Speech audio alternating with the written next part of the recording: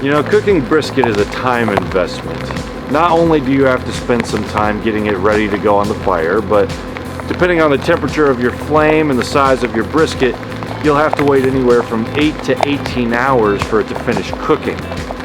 If I'm lucky, I expect my 17-pound brisket to take about 10 to 12 hours at 275 degrees.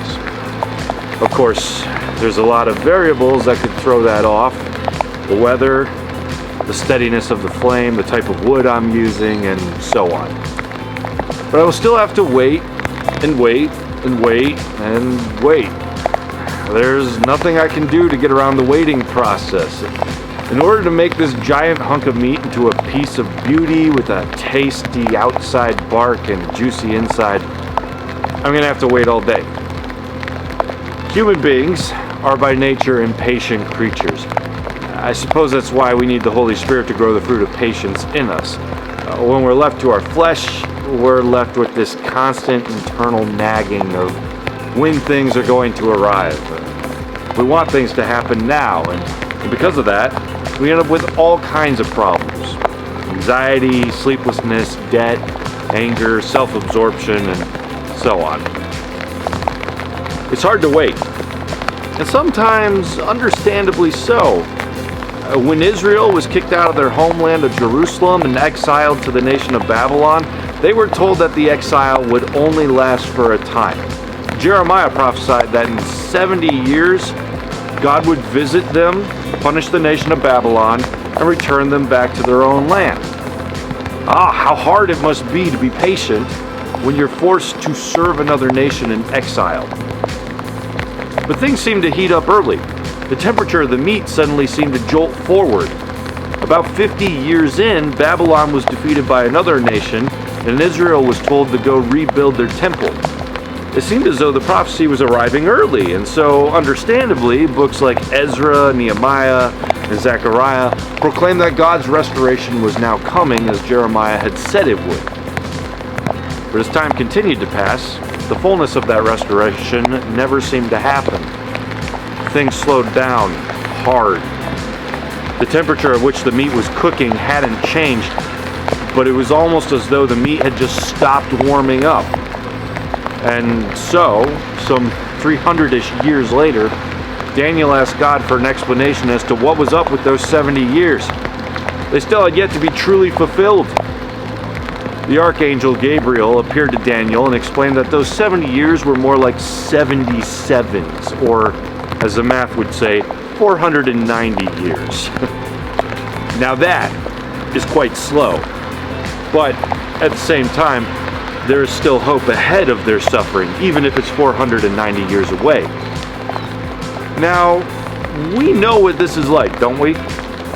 After all, Jesus told his disciples that though God was the only one who knew when the end was coming, he'd still thought that he'd be back before the generation died. And so the temperature of the meat began to rise. Jesus prophesied that before he returned, some people would pretend to be him. It happened. He said that there would be earthquakes. It happened. He said there would be rumors of war, and there were both rumors of war and actual war. He said that the second temple would be destroyed, and it was. And all of this happened by 70 AD, about a generation. Jesus' prophecies about his return were coming true. It seemed that the meat wasn't far away from reaching its full temperature. The brisket was done. The end was near. That's what it seemed like. And now, the year is 2020 AD, and many people are wondering what on earth is taking so long. I'm aiming to get my 17-pound brisket to about 203 degrees. This particular tough cut of meat needs lots of extra heat to get it as tender as we want it. Now, over the course of the first 6 hours, we're going to watch the temperature of this meat rise at a steady rate. But after about 6 hours, our brisket is just going to stop. Don't get me wrong, it's still cooking, and the fire is still going, but all the signs that it's cooking are just going to cease. Somewhere between 160 to 170 degrees, our brisket is going to undergo what barbecuers call the stall. It's just going to stop. And this is because it's tightening up. And as it's tightening up, it's going to squeeze out both moisture and heat. So while the brisket is still cooking, it appears to stop altogether in moments like this. In fact, some stalls are so intense that your brisket may even drop in temperature while it's cooking. But if you give it a good 2 hours or so, 2 hours, eventually the stall will come to an end and the meat will begin to slowly rise to completion. It seems that the Christians of the New Testament thought that the final temperature was coming any second. They had good reason to. And they evangelized like the end of the world was tomorrow, even though they were still a long way off. In many ways, it seems to me like we're still living in that stall.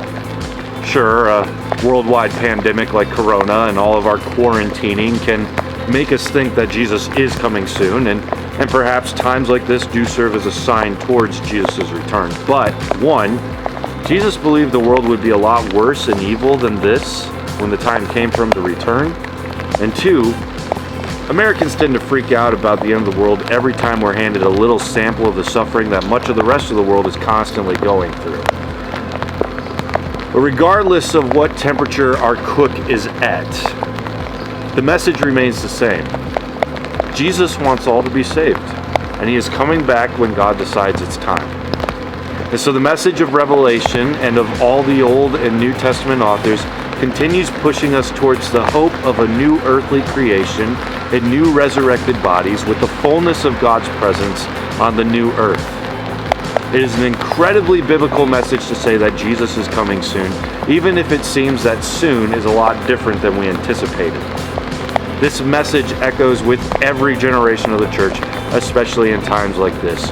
Repent from your sin and your old ways of life and come to a loving Father who graciously laid himself down for us. For Jesus is coming soon, and he wants all to be saved.